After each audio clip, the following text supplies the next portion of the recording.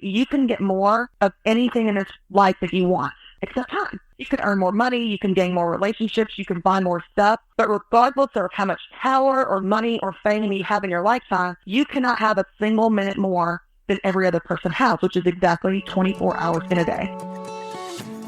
Top leaders, meaningful conversation, actionable advice, bulldoze complacency, ignite inspiration, create impact. Produced by Southwestern family of companies. This is the Action Catalyst.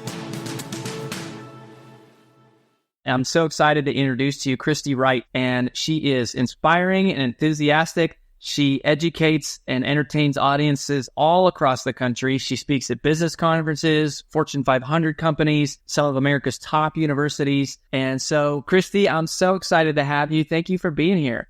Yeah, thank you so much for having me. I appreciate it. So, when we talk about time management, why do you think that is so important today? Why is that whole conversation such a big deal? Well, it's been interesting in the last few years and speaking on this topic is it's such a pain point for people. This is something that we are struggling with in every industry, every demographic, every age, every generation. It doesn't matter the gender, anything. We're all struggling with how to deal with our time and how to manage it because we never seem to have enough for everything that we want to do. And I think one of the real challenges is that we don't realize just how finite it is. You can get more of anything in this life that you want, except time. You can earn more money, you can gain more relationships, you can buy more stuff, but regardless of how much power or money or fame you have in your lifetime, you cannot have a single minute more than every other person has, which is exactly 24 hours in a day. And so when you think about just how finite our time is, you start to realize how incredibly valuable it is. It's the only thing we can't get more of. So it's that much more important that we really make sure we're putting it in the best places, the right places, and using it in a way that's going to be the most effective for what the results we want to get. If time is finite and it's the one thing that we all have the same amount of and you can't create more of, then why do you think some people accomplish more things and influence more people? So what's the explanation for that? Well, I think how we manage it is definitely a big differentiator for our success.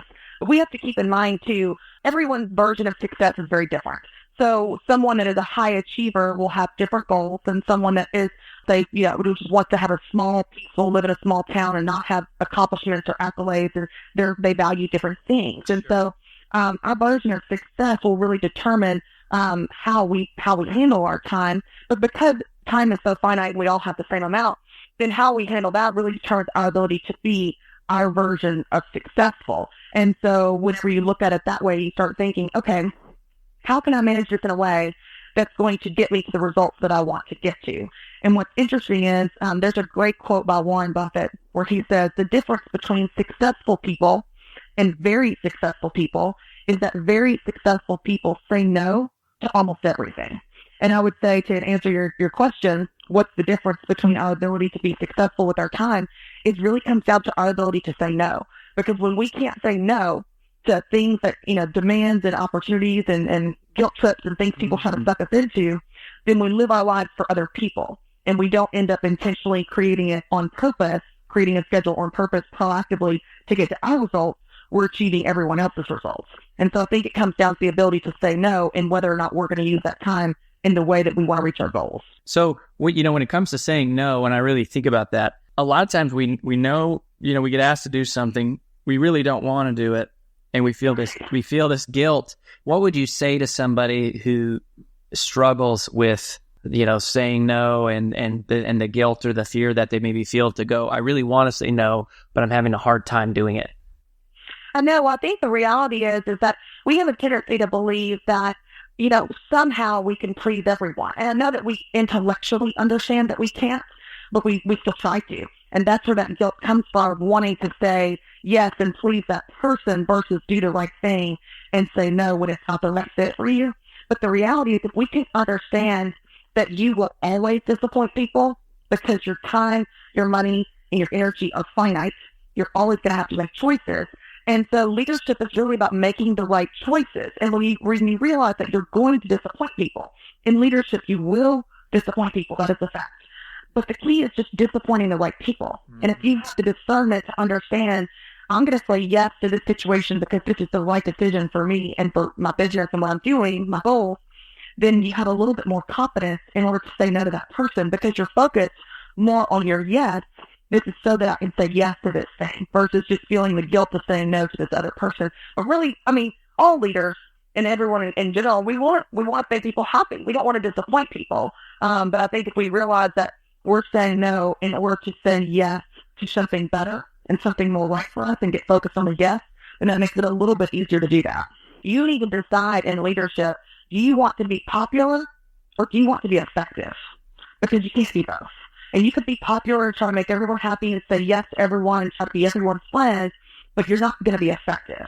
And if you're going to be effective, sometimes that involves saying no and doing the right thing that's for the greater good of the business and the goals and the proper and yourself personally. But that leads to a more effective leader, possibly less popular at times, which is hard, but in the long run, everyone will benefit when you're more effective. Yeah. So how do we avoid overcrowding the schedule? Well, it's a temptation for a lot of people because it's just so normal in our culture. As a culture, we are maxed out.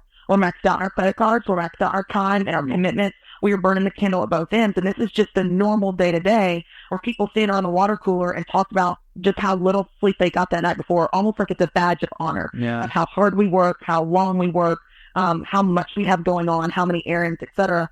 But the reality is that's not what leads to a productive or even fulfilling life because it's not sustainable long term. You're not going to be as effective or productive at work if you maintain that long term. And so really the idea of just to avoid overcrowding your schedule is just to create margin.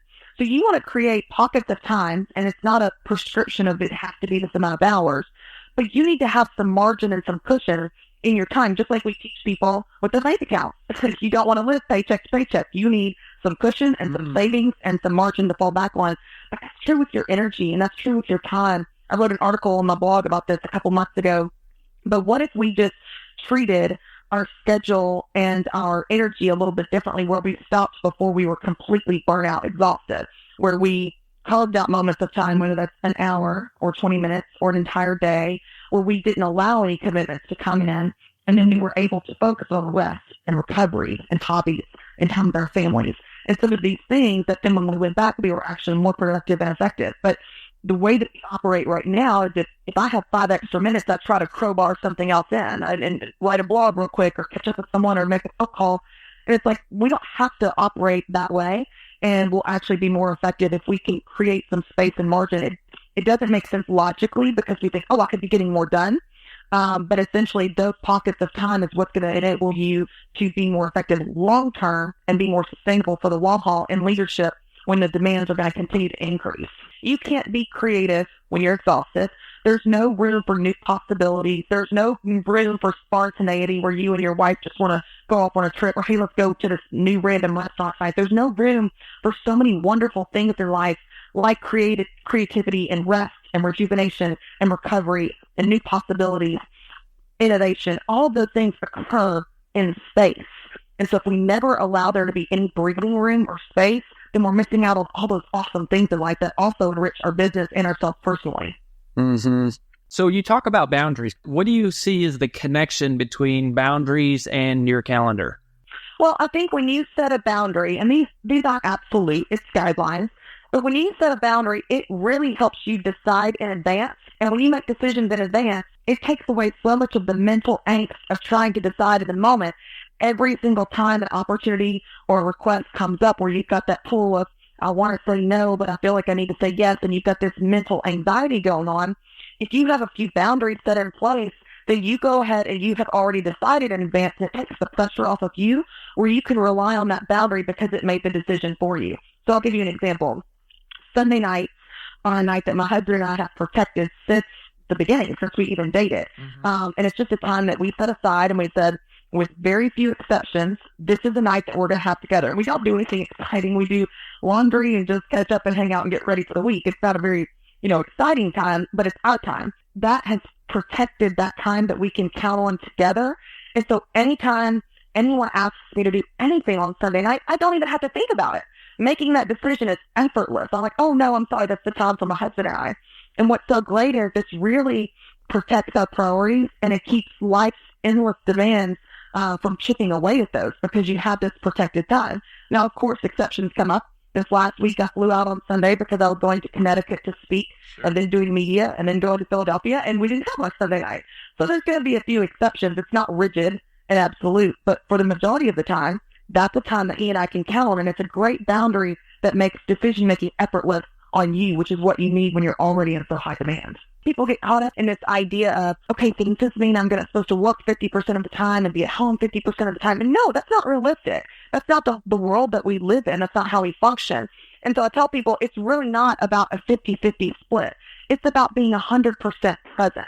When you're at work hard, be there, be focused. But when you're at home, put the phone down, close the computer, and be present for the people and the moments and the memories that are happening right in front of you. Life balance is not about giving everything an equal amount of time.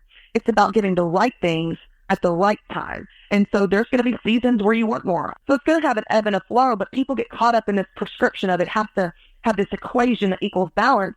No, it's really not that. It's really just carving out time for the right things for you and giving them attention at the right time in your life when that makes sense. So, one of the things that's just heartbreaking for me is when people, they have kids and they feel so helpless, oh my gosh, how do I keep up with the spouse and my job and I have kids and all this sort of stuff. Have you seen any sort of common characteristics or traits of people that really do that effectively? Yeah, I think it comes back to kind of what we were just saying. There's no one right prescription for it, but here's one of the things I have identified. The people that are the most fulfilled and have that sense of balance, meaning they feel at peace with themselves. It's not an equal split of things, but they just feel pretty good about the way that their life looks. Are people that spend all of their time, or at least the far majority of their time, on things that are important to them. And they don't do things that are unimportant to them.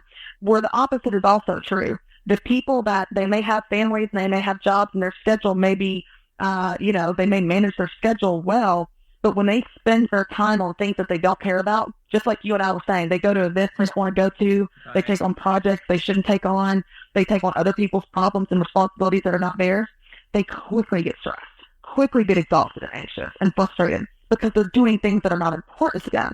And so if your decision-making paradigm is, do they need me and can I do it? And you spend all of your time for someone else, you will get stressed and frustrated and feel out of balance, even if you have all the time in the world. But you can be incredibly busy and incredibly productive, and you could have a lot of things on your plate. But if those things are all important to you, then you have a little bit more sense of balance because you're not wasting time just trying to fill everyone else's needs and pleasing other people. You know that what you're doing actually gives you energy and joy because you chose that on purpose versus reacting to someone else's demands of you.